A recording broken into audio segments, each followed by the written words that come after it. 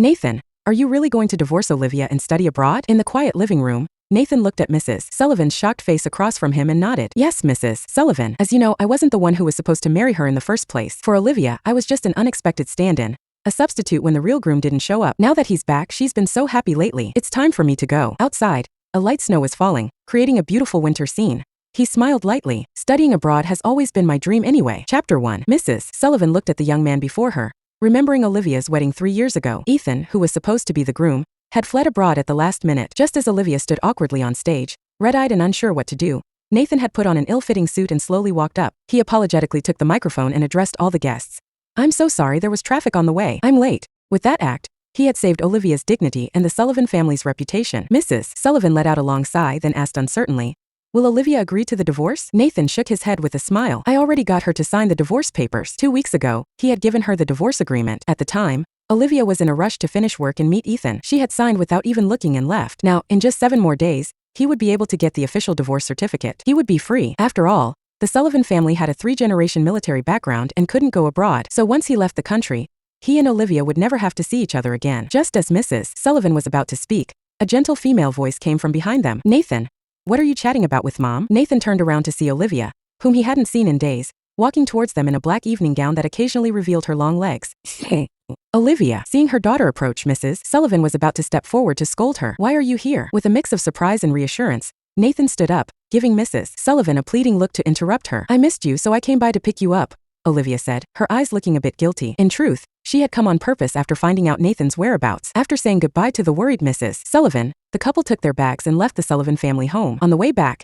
heavy rain pounded on the car windows, while inside was completely silent. Olivia remained quiet for a long time before finally speaking. Nathan, Ethan and I are really over. He just got back to the country and had heart surgery a few years ago, so his health isn't good. As an old friend, I just went to help him get settled. I hope you can understand. Nathan stared out the rain-blurred window and nodded. If only he hadn't seen how Olivia had dropped everything and excitedly rushed to meet Ethan the day he returned. If only he hadn't noticed Olivia selling the watch she had used for years and replacing it with a cheap bracelet Ethan had given her. If only. There were too many if-onlys. Nathan no longer had any expectations or trust left. A soft sigh filled the car. Faced with this husband she had married by chance years ago, Olivia wanted to explain further, but thinking of her own actions over the past 2 weeks, she ultimately chose to change the subject. Nathan, what was that document you had me sign 2 weeks ago? As soon as she finished speaking, Nathan turned to look at Olivia, his eyes showing 3 parts surprise and 7 parts bitter amusement. She was only now remembering to ask about that. Then again, ever since Ethan came back, everything else in her life had faded into the background. How could she be expected to care about anything else? Nathan was about to speak when Olivia's phone suddenly rang. Seeing the name displayed on the car screen,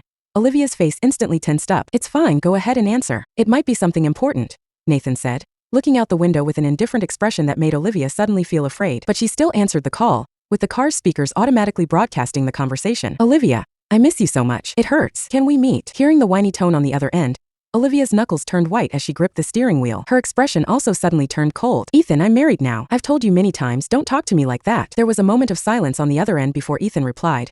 But Olivia, I was supposed to be the groom at that wedding. The car suddenly screeched to a halt in the middle of the road, the tires making a huge noise as they skidded on the pavement. In their 3 years of marriage, this was the first time Nathan had seen Olivia lose control. She shouted at the screen. But you left. You abandoned me and left. The phone went completely silent. A moment later, Ethan's voice came back sounding choked up.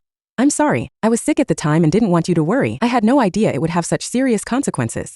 Olivia, my heart hurts so much. It's okay, just let me die like this. Then I won't bother you anymore, and you can live happily with my substitute. Soon there was no more sound from the other end. Olivia instantly panicked. She immediately looked at Nathan. Nathan spoke up first. It's fine, I'll take a taxi home. You go check on him. Don't let anything really happen. Olivia still felt somewhat guilty and said softly, I'm not going to see him. I just remembered there's an urgent matter at the company, so I need to stop by there. I'll come back to be with you after I finish. Nathan nodded and opened the car door to get out. Watching her car speed away, Nathan stood in the rain holding an umbrella, his eyes darkening. A moment later, he gave a bitter smile and started walking towards home, over 10 miles away. 3 years. It was time to end it. 3 years ago, he had put on that ill-fitting suit and married a woman who could barely remember his name. Friends and relatives privately said Nathan was pitiful, just a stand-in for his wife's true love. But in the 3 years since, they had shared romantic moments together and dreamed of the future. Nathan had thought he had melted the heart of this so-called ice queen, but now Nathan clearly knew he had been wrong. If that was the case, he should return to where he truly belonged and give back this position as Mr. Sullivan. It would fulfill Olivia's wishes and free himself as well. Lightning split the night sky, followed closely by torrential rain that swept through like a tidal wave. It also washed away the last of Nathan's feelings for Olivia. Chapter 2. Nathan slept alone that night. By noon the next day, Olivia still hadn't returned. When he woke up, it was still raining outside. Nathan stayed at home,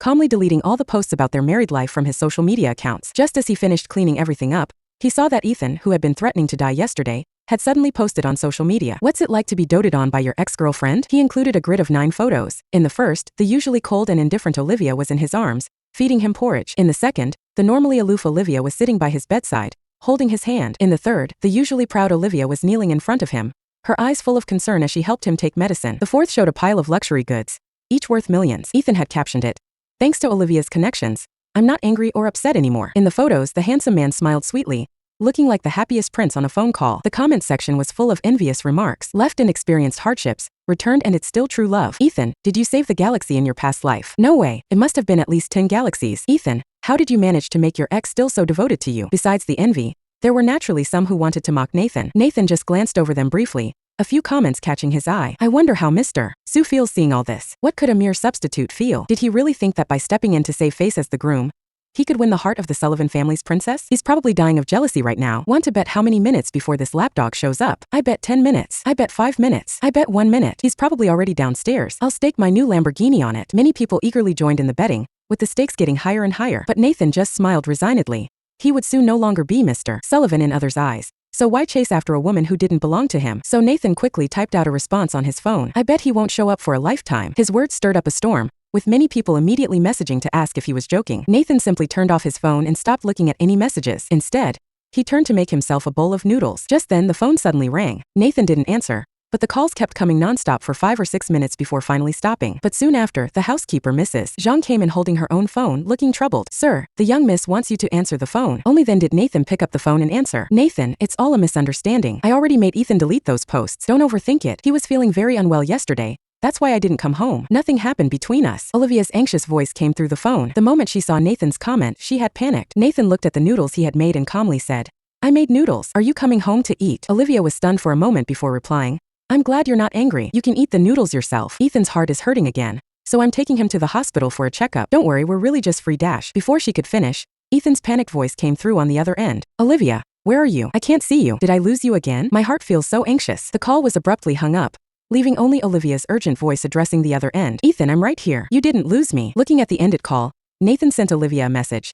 That document you asked about yesterday is in the glove compartment on your side. Open it and you'll see what it is. It wasn't until 2 hours later that Olivia finally replied with one sentence. No need. Whatever you had me sign, I'm sure it's not to harm me. This meant she wouldn't look at it. Of course, right now she just wanted to be by Ethan's side. Why would she bother looking at anything unrelated to Ethan, even though that divorce agreement was right within her reach? In the afternoon, Nathan drove to follow a truck delivering supplies to the orphanage where he grew up. Nathan had been an orphan since childhood, raised here. Seeing Nathan arrive, the children were all very excited, running up to cling to him and share their experiences. After spending time with the kids, he went to the director's office to say goodbye. Mama director, I'm going abroad for further studies. The director was very happy. Nathan had been a top student in physics at Tsinghua University, but had suddenly given up studying abroad for a flash marriage. She had been regretful about it for a long time. Nathan, that's wonderful news. The director held Nathan's hand, smiling with satisfaction. But then she thought of something and her expression turned worried. But you going abroad to study means you and Olivia will be in a long-distance relationship. That can be very difficult. Nathan looked out the window at a few children playing and running around,